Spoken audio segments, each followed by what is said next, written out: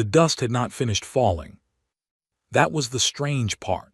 3 days after the strike, fine gray particles still drifted down over what used to be the harbor district. The wind carried them.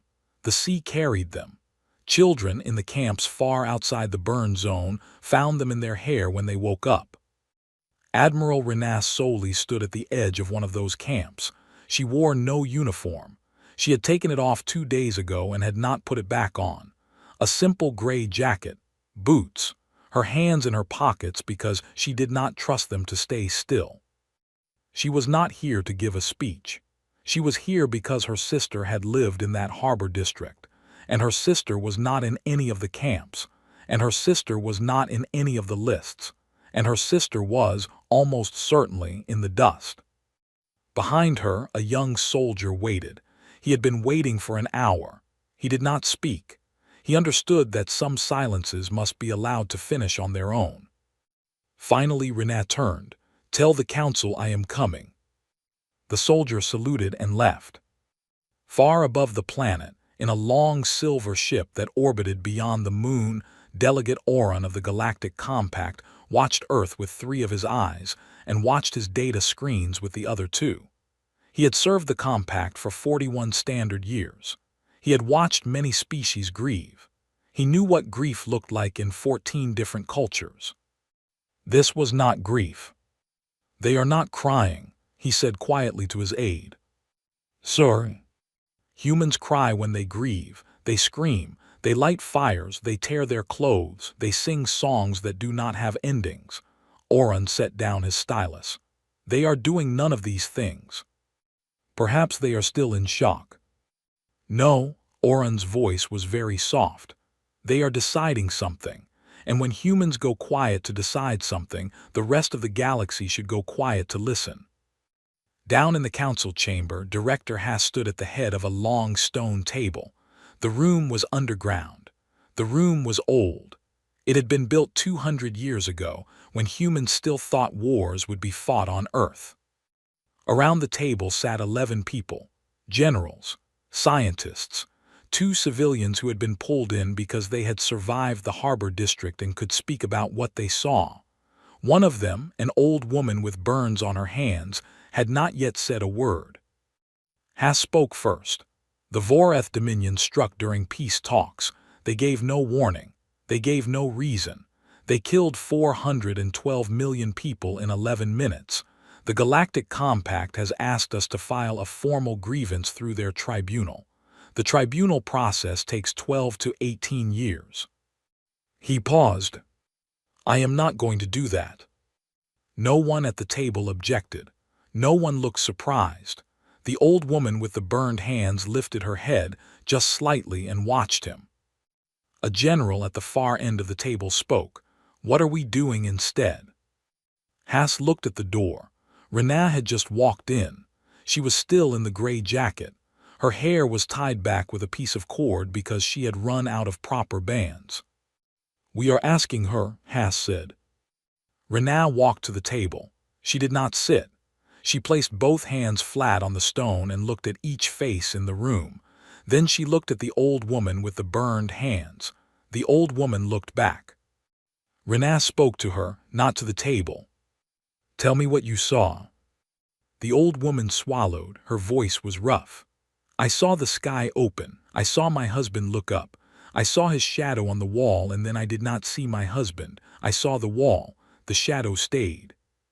The room did not move. Renat nodded slowly. Then she turned and looked at Haas. "Give me the fleet." "You have it. All of it. All of it." She closed her eyes for 1 second. Just one. Then she opened them. "Then we are going to the broadcast room, and we are going to tell the galaxy something."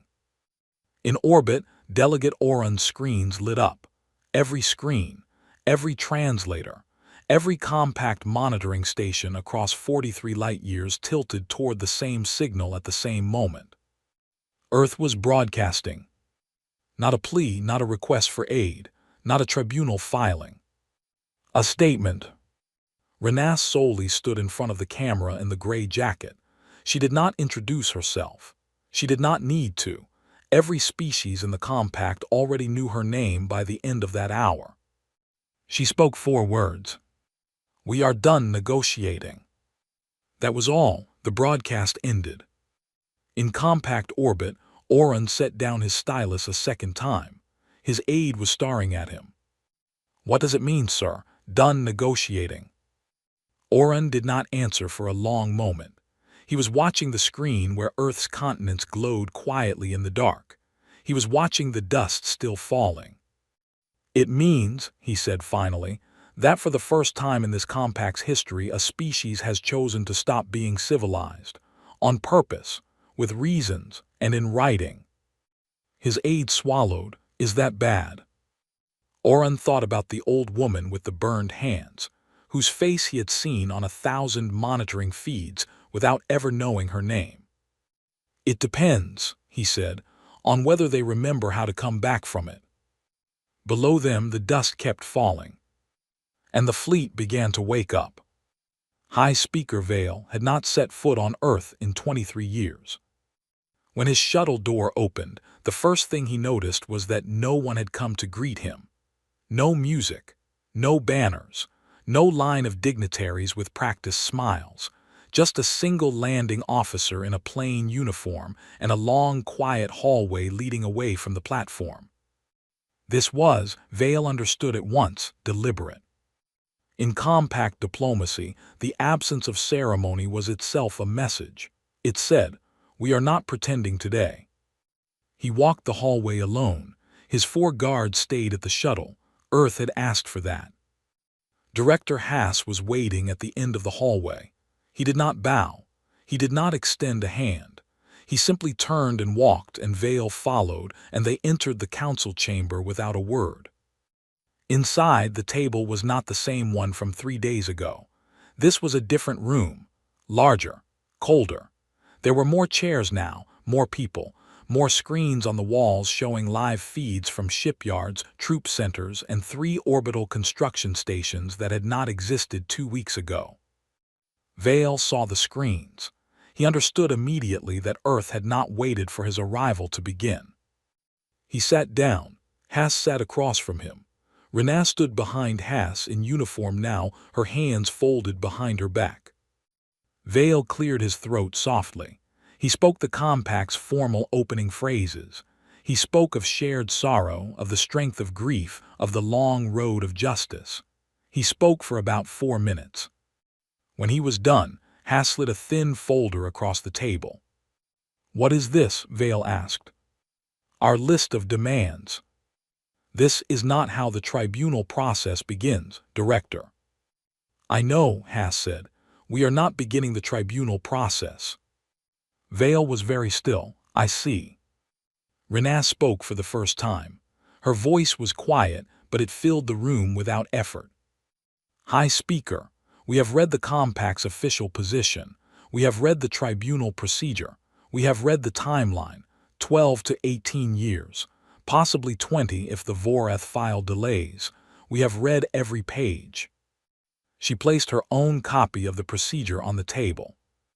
"We buried 412 million people in 4 days. Many of them are still being buried. There are children in our camps tonight who do not know if their parents are dead or simply not yet found. You are asking those children to wait 18 years for a verdict." Vale folded his long fingers together. "I am asking them to remain civilized. Civilization is what protects us all. If Earth acts alone, the entire galactic order may collapse. Other species will see that the tribunal can be ignored. Wars will multiply. Many more children will lose their parents than the 400 million you have lost." He said it gently. He believed it. Vale was not a cruel man. He had spent his life trying to keep peace by keeping rules. Renée listened. She did not interrupt. When he finished, she said only one sentence. "We tried civilization. It did not protect our children." The silence after that was not angry. That was the strange part. It was simply true. There was nothing in the compact's procedure that could answer it. Vale tried anyway. "If you do this, the compact will be forced to consider sanctions, trade embargoes, possibly isolation. We expected that, Haas said. Possibly worse. We expected that too. Vale looked at them both. Then he looked at the screens behind them, at the shipyards working at full capacity, at the new orbital stations, at the long lines of new soldiers being trained at speed. How long have you been preparing this? Renat answered, since the second day. Not the third when you broadcast. The broadcast was the announcement. The decision was made on the second day. The first day, we were still counting. Vale closed his eyes for a moment. He had been a diplomat for 60 years. He knew when an argument was over. He stood up slowly. He did not take the folder Earth had given him. He did not take the list of demands. Those were not for him. Those were for the Vorath, and Earth would deliver them in their own way. At the door he stopped. He turned back. May I say one thing, not as a speaker, as a person? Haas nodded. Vale chose his words carefully. I have lived a long time. I have watched many species in many crises. I am afraid of what you are about to become, not because I think you are wrong, because I think you are right, and I am afraid of the cost of being right in this way. Renat answered him just as carefully. So are we, High Speaker, so are we. Vale bowed his head, then he left. When the door closed, Haas leaned back in his chair. He looked tired in a way that no sleep would fix. Do you think he will help us? No, Renat said, but I think he will not get in our way. That is enough. She turned and walked to the screens on the wall. She watched the shipyards. She watched the new soldiers. She watched a young woman in a training uniform stop mid-step and put her hand against a wall to steady herself, because grief had caught her again, the way it catches everyone when they are not expecting it. Renat watched the young woman take a breath and keep walking. Begin the deployment, she said quietly. Tell General Doro the fleet leaves at dawn. Behind her, Haas picked up a comm. The order went out. And somewhere in deep space, a Vorath fleet marshal who had not slept properly in 18 days received a message from his sensor officer. The message said, they are coming. Lieutenant Paco Mir had a habit of touching the steel wall of the corridor every time he walked past it. He did not do it because he was superstitious. He did it because the wall was cold, and the cold reminded him that he was awake, and that what was happening was real, and that the names printed on it were not names he had imagined. He touched it again now, on his way to the bridge. The wall ran for 32 meters. It was bolted to the corridor outside the command deck of the ISV Relentless. It had not been there before the war. The captain had ordered it installed before they left Earth orbit. Every name on it belonged to someone who had died in the harbor district, or in the western city, or in the southern coastal zone. The names were small. They had to be to fit them all. There were over 400 million names. Some of the wall, of course, was just the names of children whose parents had not yet been found, written by friends or neighbors who remembered them. Some names were repeated because two different families had given the same record. The captain had said, leave them all. Do not clean it up. The mess is part of the truth. Paco entered the bridge. Captain Sira Ndola was in her chair, reading sensor data. She did not look up. She did not need to. She knew his step. Lieutenant, position. 3 hours from the Vorath border, Captain. The fleet is in formation. All ships reporting normal. Stealth. Off, Captain, as ordered. Sira nodded slowly. Good. Paco hesitated. He had been on this ship for 5 months. He had been Sira's tactical officer for 2. He had not yet asked her the question that had been sitting in his chest like a small stone since they left Earth. He almost did not ask it now. But the wall in the corridor had felt very cold tonight, and he had touched it longer than usual. Captain, may I ask something, off the record? Sira turned in her chair. She studied his face for a long moment. Then she stood up. Walk with me. She did not lead him to her office. She led him back out into the corridor, to the wall. They stood in front of it. Paco could see his own reflection in the polished steel between the names. "Ask," Sira said. Paco took a breath. "Captain, we are about to do things to the Vorath that the Vorath did to us. We are about to kill their soldiers, their fleet officers, probably some of their civilians, even if we try not to. We are about to break every compact rule of engagement that exists, and I keep thinking, if we do this, are we still different from them?" He said it quickly. He could not look at her while he said it. He looked at the names instead. Sira was quiet for a long time. She did not answer right away. That was her way. She had been a captain for 9 years, and she had learned that fast answers to hard questions were almost always wrong answers. Finally she spoke. "Lieutenant, the Vorath struck us during peace talks. They sent no warning. They gave no reason. They killed civilians on purpose. They have not in 3 weeks sent a single message to explain. Do you remember that?" "Yes, Captain. We are coming with our weapons running, our sensors loud, our fleet broadcast clear in the open, having declared war in writing against military targets only, after the compact refused to act. Do you see the difference?" "I see it, Captain. I am asking if it is enough." Sira turned to face him. Her face was very serious, but it was not angry. She was, he realized, taking him seriously. "I do not know if it is enough," she said. "I do not know if any line we draw will be enough to keep us human at the end of this. I am not going to lie to you and say it will be. We may come back from this and find that we left something on the other side of the border that we cannot get back." Paco swallowed. "But," Sira said, "the question is not whether the line is enough. The question is whether we draw a line at all. The Vorath did not. That is the difference. That is the only difference. And we have to hold it, Lieutenant. Not because it makes us pure, because it is the only thing that keeps us from becoming what we are about to fight." She looked at the wall. "You are going to do hard things in the next few weeks. So am I. We are going to hate ourselves for some of them. That is correct. That is the price.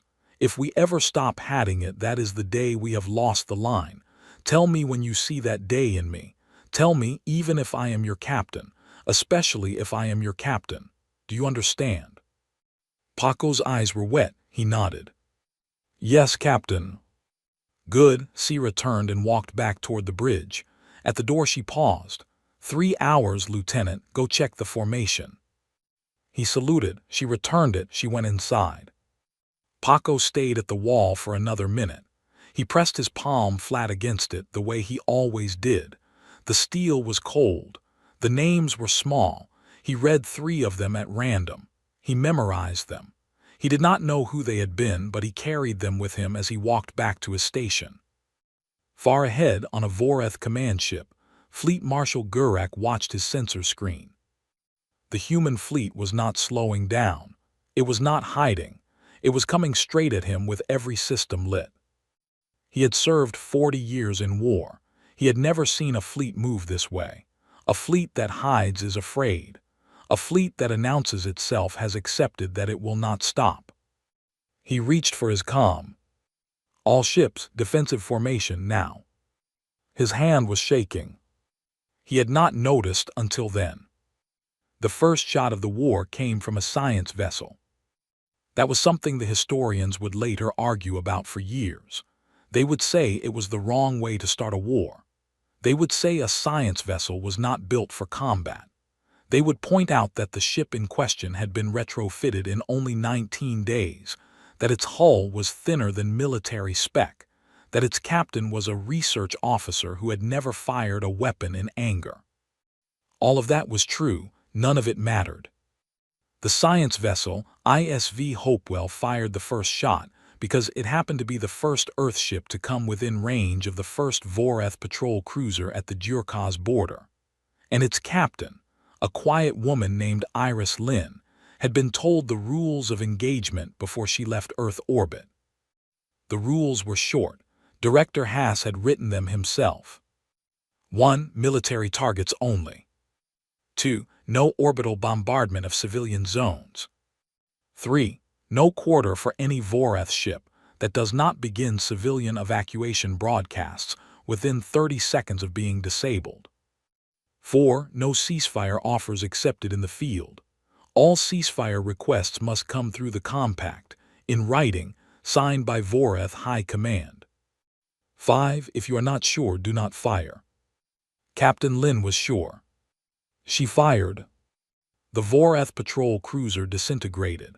Its crew of 72 never had time to send a distress signal. The Hopewell scanned the wreckage for 30 seconds, confirmed no escape pods, and continued on its scouting path. The war had started. Within 4 hours, the main Earth fleet engaged the Voreth border defense line. It was not a battle. That was what surprised the compact observers most, watching from a long distance. They had expected something messy, something emotional. They had expected the famous human anger they had heard about in old reports. Instead, what they saw was machinery. Earth ships moved in formation. They fired in sequence. They covered each other's flanks with a precision that suggested days of practice and weeks of grief processed into pure focus. When a Voreth ship was hit, an Earth ship counted 30 seconds. If evacuation signals appeared, that ship was left alone. If they did not, the ship was destroyed completely. 23 Voreth ships chose to broadcast evacuation signals. Their crews were allowed to escape in pods. Earth did not pursue the pods. 11 Voreth ships did not broadcast. Earth destroyed them all. Fleet Marshal Gurak watched it happen from his command ship. He had 37 vessels at the start of the engagement. He had 19 at the end of it. He ordered a full retreat to the second defensive line. Earth pursued. In the middle of the chaos, on a small administrative outpost on the planet Djurkaz itself, a civilian Voreth named Tolik was trying to evacuate 700 people. Tolik was not a soldier. He was a regional administrator. He oversaw water systems and food distribution and the schools. When the Earth fleet appeared in his sky, he did the only thing he knew how to do. He started loading transport ships with civilians and broadcasting on every non-military frequency he could find. His message was simple. He said his name. He said his job. He said the number of civilians he was trying to evacuate. He gave the coordinates of his transports. He said in 3 different compact trade languages, "Please, we are not military." Most Earth ships in the area ignored him. They were not targeting civilians. They had no reason to engage him. But one ship heard him. The ISV Relentless picked up his signal as it moved into orbit. Captain Sira Ndola listened to the broadcast twice.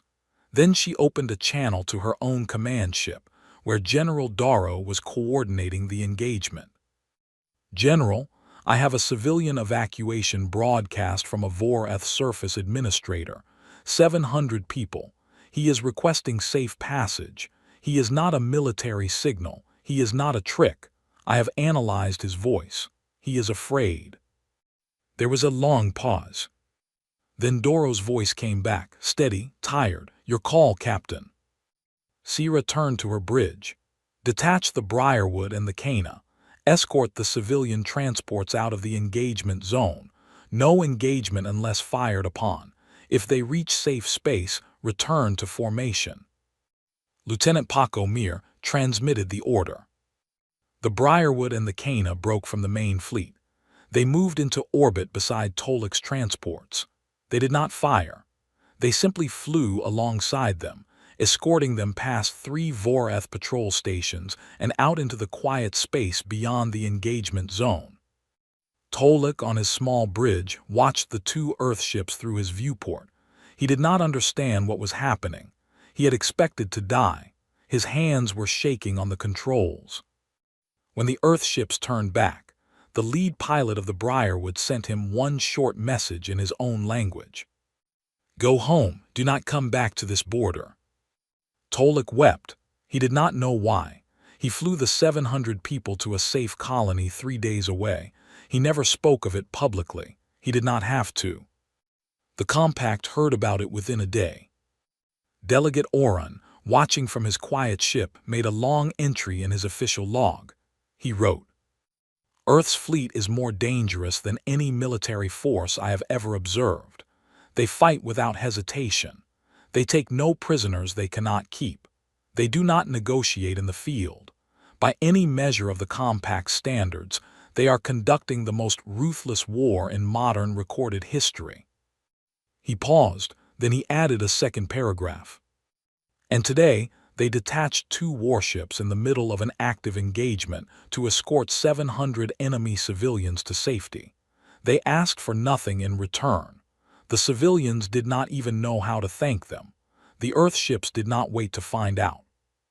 He set down his stylus. "I do not know what to call this kind of war. The Compact does not have a word for it yet, but I think we will have to invent one." Far below, on Durkaz, Tolik's transport ships disappeared into the dark. And the war moved on. High Commander Drell had never been afraid of a piece of paper before. It sat on his desk now, unfolded, plain, 8 pages. Earth's terms delivered through the Galactic Compact, signed by Director Haas, sealed in red wax that no one in Voreth High Command had been able to identify. Drell had read the 8 pages 4 times. He had not slept since the 3rd reading. Outside his window, the capital city of the Voreth homeworld glowed in the evening light. The towers were still standing. The factories still ran. No Earth ship had ever crossed into the inner systems. The war had not reached this far. But the war had reached far enough. In 6 weeks, the Voreth fleet had lost 241 warships. The Durkaz border was gone. The Teles sector was gone. 3 of the Dominion's 7 main shipyards had been disabled, not destroyed, just disabled with surgical precision, as if Earth had wanted very specifically to make a point about what they could choose not to do. Drell had begged the Compact to mediate. He had used the word begged in his own private notes. He had not used that word in 40 years of public service. Now the Compact had sent him a reply, and the reply was Earth's terms. He read them a 5th time. The first term required the public trial of Fleet Marshal Gurak and the 11 officers who had executed the strike order. Public, on Compact-monitored broadcast, with Earth's witnesses present. The second term required the permanent demilitarization of 3 Voreth systems nearest Earth's territory. Compact monitors, permanent, non-negotiable. The third term required full reparations, paid over 40 standard years in materials and labor, to be used for the rebuilding of the 3 destroyed cities. The fourth term was the one that had kept him from sleeping. It said, if any of these terms are violated within the next 100 years, Earth reserves the right to resume military action without further notice and without further tribunal process. 100 years. No notice. No tribunal. He set the paper down. He pressed his palms flat against the desk. A soft knock on his door. High Speaker Vale entered. Drell did not stand. Vale did not seem to expect him to. The speaker walked slowly to the chair across the desk and sat down. He looked at the paper. He looked at Drell. "You called for me." "I called for you," Drell said. His voice was hoarse. "Speaker, I want you to tell me honestly your judgment on these terms, as a Compact official, as someone who has read every war treaty in modern record." Vale folded his hands. "You want me to tell you they are barbaric. I want you to tell me the truth." Vale was quiet for a long moment. He looked at the paper again. He looked through the window at the city. "They are not barbaric, High Commander. That is what makes them difficult." "Explain." "A barbaric demand would be the destruction of your government. A barbaric demand would be the surrender of your population. A barbaric demand would be territorial occupation. None of that is here." Vale tapped the paper gently.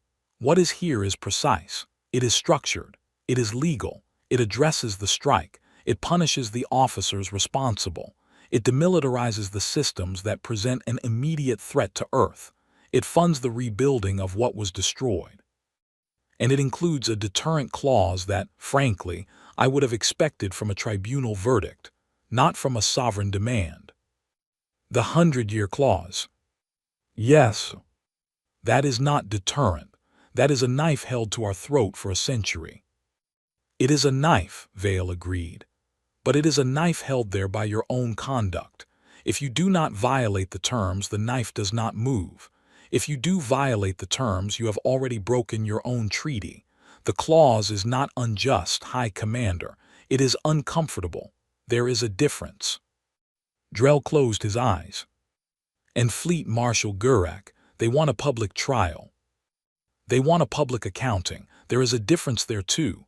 Gurak ordered the strike. He gave the command in writing. There are records. The trial will not be a ceremony. It will be a fact. Vale leaned forward slightly. High Commander, may I be honest with you? Please. I have spent 6 weeks watching the Earth fleet. I have read every report. I have seen what they do to military targets. I have also seen what they do not do. They have not entered a single civilian zone. They have not bombarded a single population center. They detached 2 warships in the middle of an active engagement to escort 700 of your civilians to safety.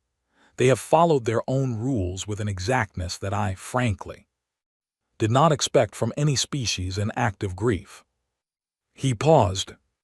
These terms are the most generous I have ever seen offered by a victorious party in the modern era. I say that as a compact official. I say that knowing what I am saying. Drell opened his eyes. He looked very old. And if I refuse? Vale did not answer immediately. When he did, his voice was very quiet. If you refuse, I think Earth will continue the war. And I think they will not stop until every Vorath warship is gone. They will not strike your cities. They will not need to. They will simply remove your ability to ever threaten them again. And then they will go home. And the galaxy will remember that this is what happens when a peaceful species is pushed past the line of civilization. Drell was silent for a long time. Then he picked up the paper. He picked up his pen. His hand did not shake. He had decided. He signed. He pushed the paper back across the desk to Vale. Take it to them, he said. Tell them we accept. Vale took the paper carefully. He stood. At the door he turned back. High Commander, for what it is worth, I am sorry. For what? For all of us. For what we did not prevent. For what we forced them to become. For what they will carry home. Drell did not answer. Vale left. The paper went with him, into the long dark toward Earth. The paper flowers were the part nobody had planned. A schoolteacher in a small inland town had taught her students how to fold them in the weeks before the memorial. She had not done it as part of any government program.